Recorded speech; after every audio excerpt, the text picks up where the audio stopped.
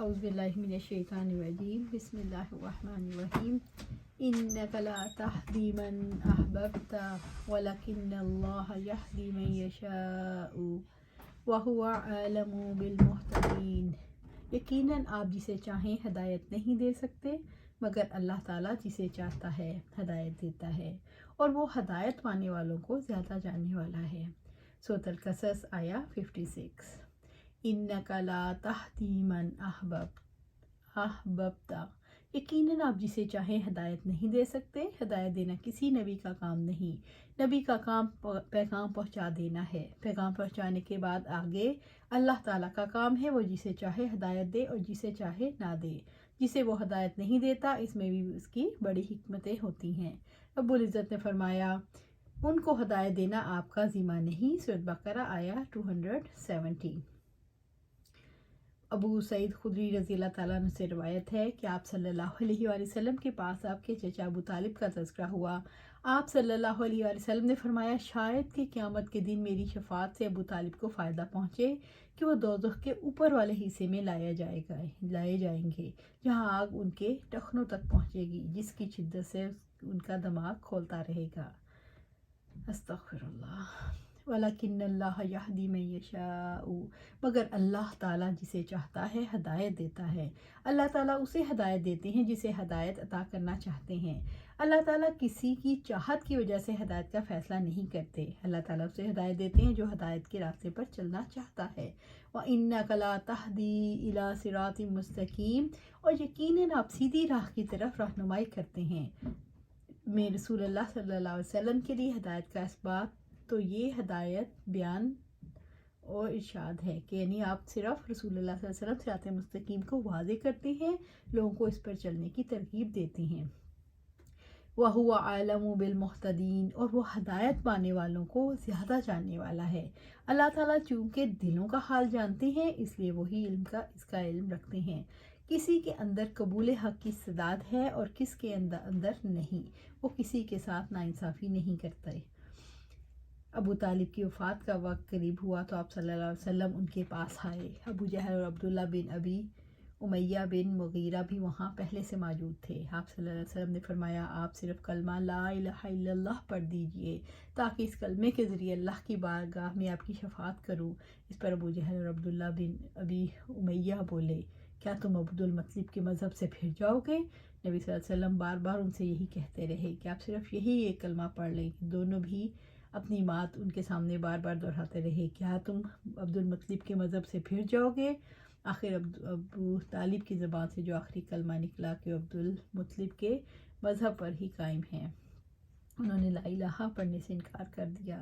راوی نے بیان کیا کہ آپ صلی اللہ علیہ وسلم نے فرمایا اللہ کی قسم میں آپ کے لیے طلب مغفرت کرتا رہوں گا یہاں تک کہ مجھے اس سے روک نہ دیا جائے۔ پھر اللہ تعالیٰ نے یہ آیت نازل کی نبی اور ایمان والوں کے لیے مناسب نہیں کہ وہ مشرکین کے لیے دعائیں مغفرت کریں، اور خاص ابو طالب کے بارے میں آیت نازل ہوئی۔ نبی صلی اللہ علیہ وسلم کہا گیا جس کو تم چاہو ہدایت نہیں کر سکتے، البتہ اللہ ہدایت دیتا ہے اسے جس کے لیے وہ ہدایت چاہتا ہے۔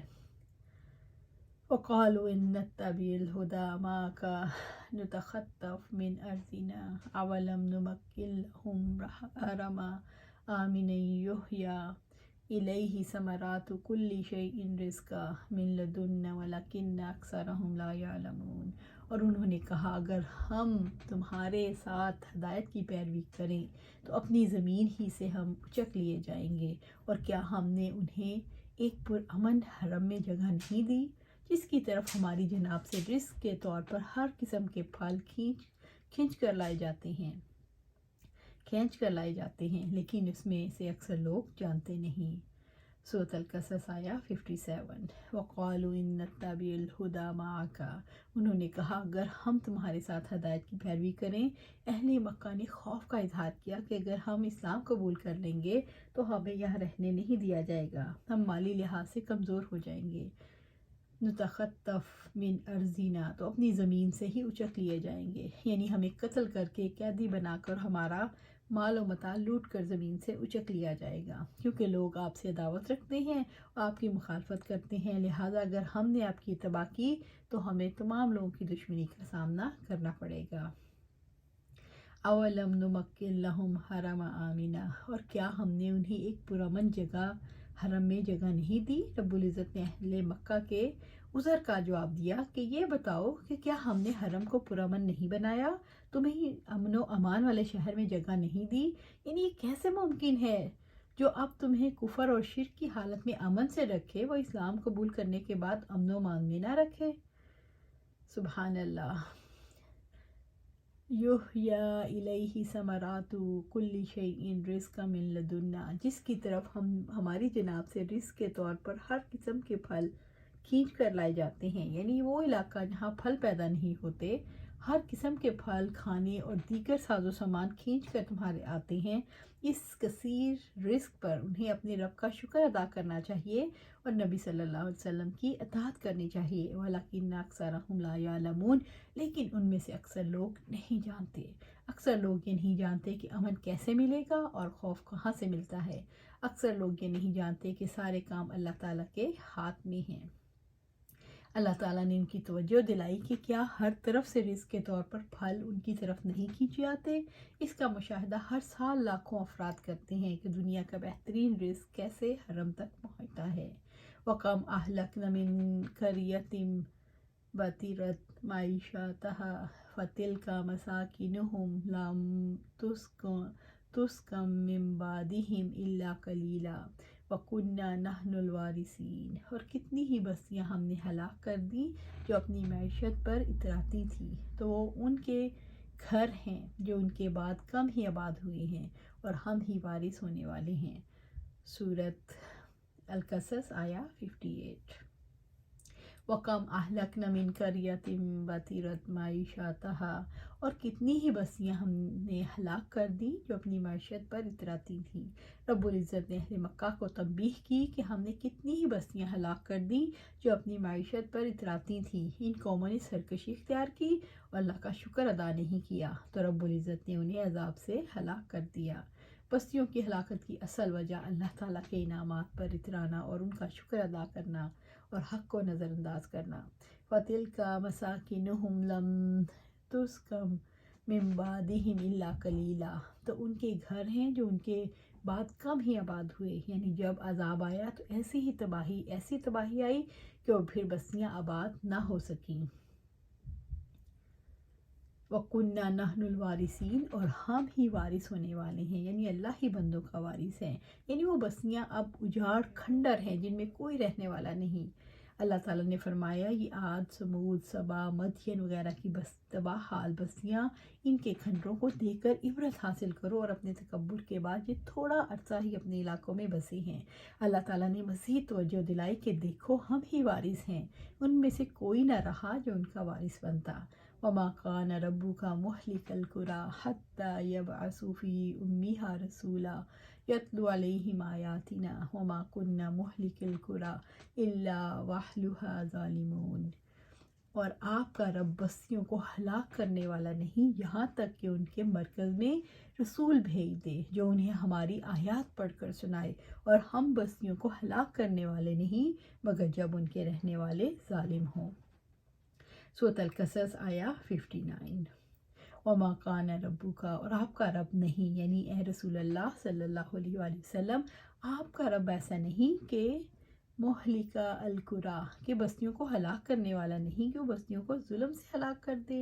हत्ता यबअसा फी उम्मिहा रसूला, यहाँ तक कि उनके मरकज़ में रसूल भेज दे। यहाँ यानी जब तक के रसूल भेज कर उन्हें ख़बरदार और बेदार ना कर दे, जैसा कि उम्मुल कुरा मक्का में आखिरी रसूल भेजे। रब्बुल इज़्ज़त ने नबी सल्लल्लाहु अलैहि वसल्लम ने फरमाया, और आप कहते हैं, ए लोगों, यकीनन मैं तुम सब की तरफ अल्लाह का रसूल हूँ। वो ज़ात जिसके लिए बादशाहत है तमाम आसमान और ज़मीन की, इसके सिवा कोई माबूद नहीं, वही ज़िंदा करता है, वही मारता है। सो तुम अल्लाह ताला और उसके रसूल जो उम्मी नबी है ईमान ले आओ, जो अल्लाह ताला और उसकी बातों पर ईमान रखता है, और उसकी पैरवी करो ताकि तुम हदायत पाओ। सूरत अल-अराफ आया 158। यतलू अलैहिम आयातिना, जो उन्हें हमारी आयात पढ़कर सुनाए। ये अल्लाह ताला की रहमत है, किसी कौम को उस वक्त तक हलाक नहीं करता जब तक कि उनकी तरफ रसूल भेजकर उन्हें अपना पैगाम ना पहुंचा दे और वह रसूल अल्लाह की आयत को पढ़कर ना सुना दे। वमा कुन्ना मुहलिकिल कुरा इल्ला वअहलुहा ज़ालिमून, और हम बस्तियों को हलाक करने वाले नहीं मगर जब उनके रहने वाले ज़ालिम हों। अल्लाह ताला की सुन्नत है कि वो बस्तियों के रहने वालों के जुल्म की वजह से उन्हें तबाह करता है। वमा ऊतीतुम मिन शैइन फमताउल हयातिद दुनिया ज़ीनतुहा वमा इंदल्लाहि खैरुन व अबका अफला ताकिलून, और जो कुछ तुम्हें दिया गया है सो दुनिया की ज़िंदगी का सामान और उसकी ज़ीनत है, और जो कुछ अल्लाह ताला के पास है वो बेहतरीन है और ज़्यादा बाकी रहने वाला है। तो क्या नहीं तुम समझते। सूरत अल-कसस आया 60।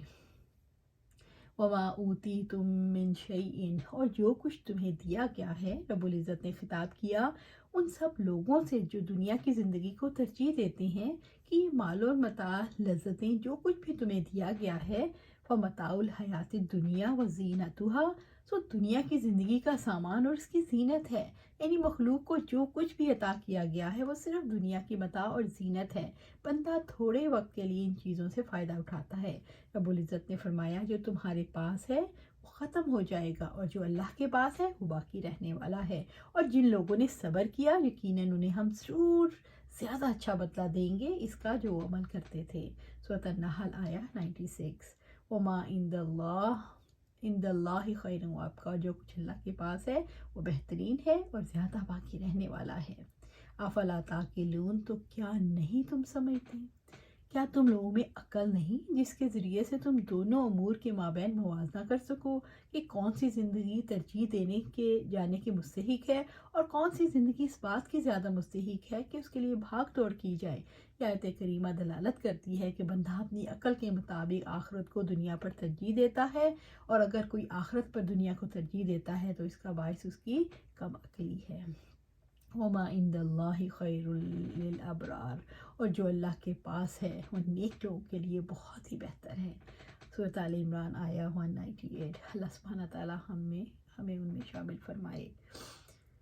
आप सल्लल्लाहु अलैहि वसल्लम ने फरमाया अल्लाह की कसम दुनिया आखिरत के मुकाबले में इस तरह है कि जिस तरह तुम में से कोई आदमी अपनी उंगली से उंगली इस दरिया में डाल दे। यहया अलैहिस्सलाम ने शहादत की उंगली की तरफ इशारा किया और फिर इस उंगली को निकाल कर देखे कि इसमें क्या लगता है। सुभान अल्लाह। अल्लाह सुब्हानहू तआला हमें कुरान और सुन्नत पर अमल करने की तौफीक दे और उस पर जमा दे और हमें आखिरत की तैयारी में मसरूफ़ कर दे। अल्लाह सुब्हानहू तआला हमें आखिरत को हमारे लिए प्रायोरिटाइज़ कर दे। आखिरत के लिए जीना मरना उठना बैठना अल्लाह सुब्हानहू तआला के लिए हो। अल्लाह सुब्हानहू तआला हमारा हर लम्हा अपने लिए वक्फ़ कर दे, आखिरत के लिए वक्फ़ कर दे।